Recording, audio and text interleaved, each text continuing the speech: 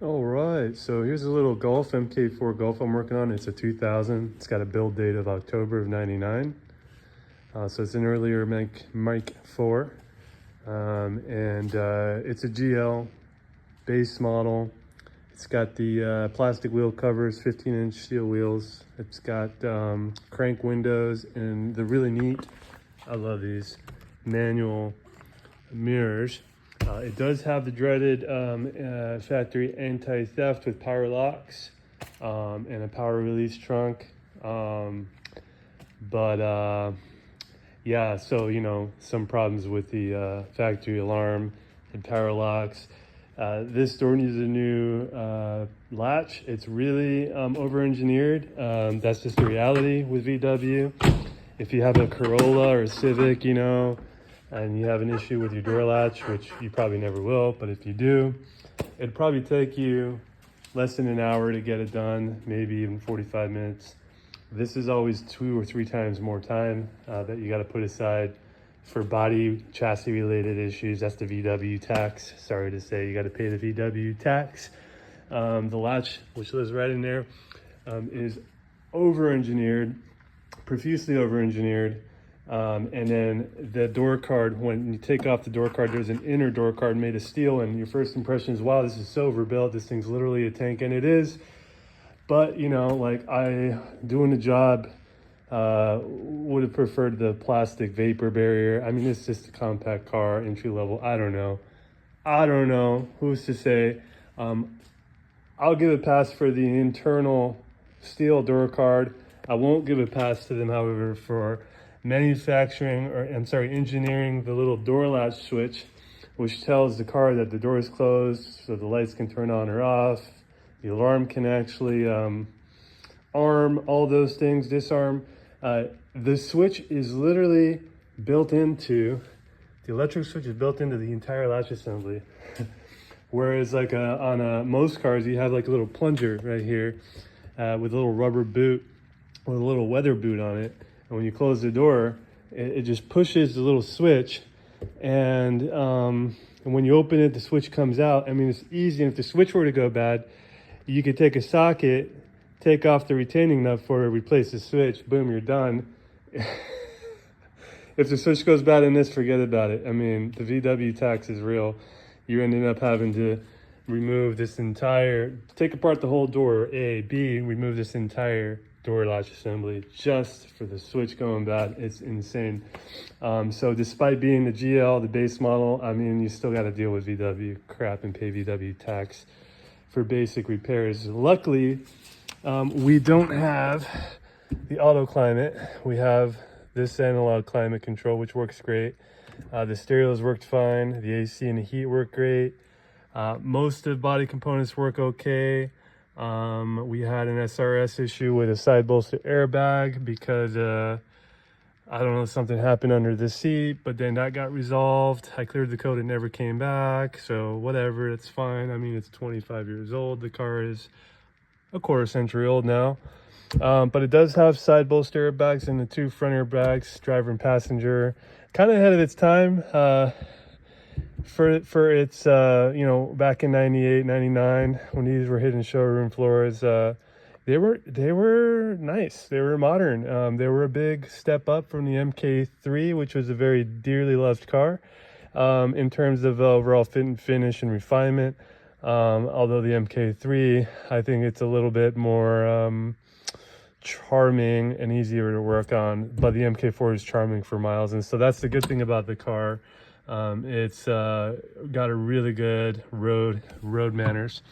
It just handles like something that is properly engineered, very dynamic, very planted and tossable. And also it's got this really cool basic little 2-liter 4-cylinder. It's like an 8-valve, I think. This is an aftermarket Hollandia Webasto sunroof. This does not come factory. This was dealer installed when the car was new. So yeah, no, this is aftermarket. It works great though. So of course the gas strut, the one single gas strut is blown, so I have to hold this. Toyota doesn't fuck with that. They put the put prop rods. Honda and a bunch of other manufacturers just put a fucking prop rod to hold the door, I mean, it's practical, right? I mean, I don't know. Some American car manufacturers use these coils, these big springs to hold those work fine too. I like those.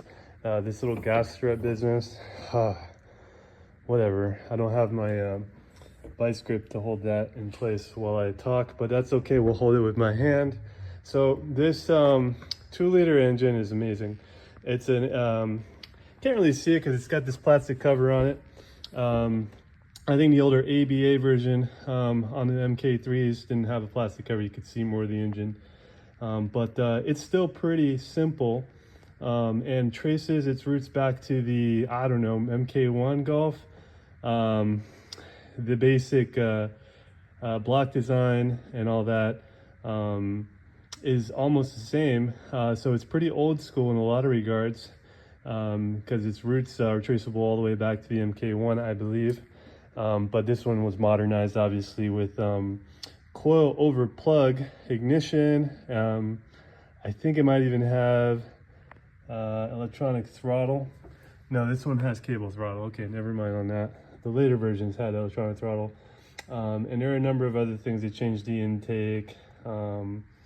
They changed the emissions stuff. The ECU, I believe, is obviously different. So, like, motor mounts are different. Something to do with the front end of the engine. The oil pump is different. But it's that same basic 2.0 reliability and simpleness. It's great. It's easy to work on. Most things are easy to get to. You got a silly, I keep throwing a light on this car because this hose keeps coming loose like effortlessly, and that's the secondary air injection. It's got this pump that sounds just like a vacuum or like an air mattress pump you used to blow up your air mattress. I mean, it essentially is an air mattress pump, and this hose keeps popping off because the plastic retainer clip is just stupid and cheesy. And so I got a code for insufficient airflow, secondary air injection, some annoying things like that, but really, really approachable engine. And timing belt, it is a timing belt, unfortunately, but also fortunately. And water pump, which is timing gear driven, has to be done on these. It's not that bad of a job. A lot of this stuff can be taken out pretty easily out of the way. You can get to what you need to get to. I'm sorry, I'm not really showing you much, but back there is the timing cover. This engine cover is kind of in the way. This dipstick thing, it always breaks on these. I've had Beetles, MK4 Beetles, and Jettas, where this always breaks. This is dipstick retainer housing, and it breaks on every fucking MK4 on the planet. And you got to keep buying a new one. I don't know why they couldn't just done a basic metal dipstick tube like everybody else on the planet. And they got to over-engineer this plastic thing. Makes a mess. Oil comes out of there. You can see it's slick. So got to get one of those. But the engine is a charmer. It's simple. Like I said, traces its roots back, way back to the late 70s, I think. And I like that about it. And it's reliable, and these cars can go 250,000 miles. They really can. A lot of people in the TDI world with the 1.9 TDI diesel, they got the mega miles on their cars, 300,000, you know, routinely. And I love those. But these get ignored a lot. They're not going to get 45, 50 miles per gallon at the TDI, and they're not worth as much, but they're amazing. They're awesome. Parts are easy to get. Like I said, it's easy to wrench on. The other thing too that goes bad on all these MK4s is this power distribution box here. This power bus bar likes to melt. You got to keep these really nicely lubricated with the goop, you know, the electric goop. It makes these last twice as long. Keeps the resistance and the heat down, keeps it from melting. But this one melted, replaced it. What else? That was easy though. That wasn't too bad. Yeah, so fun to drive, blast, real charmer of a car. Super simple drivetrain if you have the 2-liter. The TDIs are a little more complicated and involved. And the 1.8 turbo is also a little more complicated and involved. 1.8 turbo is absolutely a beast of a motor, and it'll also go the distance as well, but there's a lot more involved, a lot more complexity, more power, super boosty boy fun, but it's not going to be like as reliable. And I think you got to run mid-grade at the very least, maybe premium on those.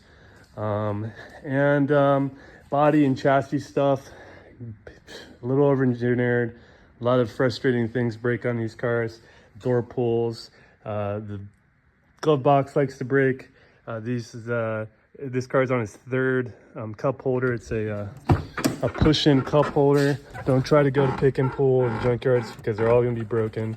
You got to buy a recreation online. Don't try to buy, I got a new shift knob and boot. Don't try to buy this at the pick and pull because they're all worn out and ugly and fucked up. Don't try to buy these door pulls at the pick and pull at the junkyards because they're all going to be fucked up, all break. What else?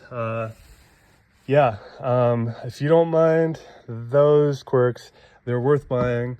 And they're a lot of fun and very, very, very enthusiastic little cars. And they'll make an enthusiast out of you. Alrighty.